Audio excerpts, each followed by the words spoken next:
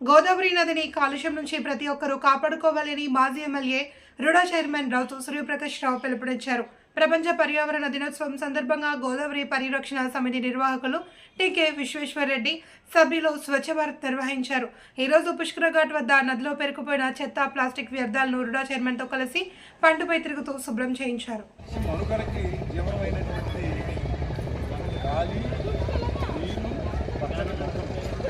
మనిషి ఏంటంటే గాలిని కలిసి చేశారు, నీరు కలిసి చేశారు, మనకి జీవనాన్ని ఇచ్చేటువంటి రచ్చని మొక్కల్ని సర్వనాశనం చేశారు.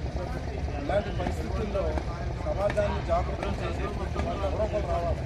అటువంటి ఇవాళ రాజమండ్రిలో ఈ గోదావరి పరిరక్షణ విషయంలో డాక్టరేట్ పొందిన విశ్వేశ్వరరెడ్డి గారు ముందు రావడం నిజంగా చాలా సంతోషమైన విషయం. ఇవాళ ఇటువంటి పవిత్రమైన కార్యక్రమంలో మీరు కూడా పాల్పంచుకోవడం అనేది ఒక గొప్ప అదృష్టంగా భావిస్తాను. ఎందుకంటే ఎన్నో జీవితాలు ఎన్నో సంఘటనలు జరుగుతాయి, కానీ సమాజం కోసం సమాజం కోసం కృషి చేసేటువంటి వాళ్ళు అది రాబోయే తరాలకి తొందరలోనే మార్పు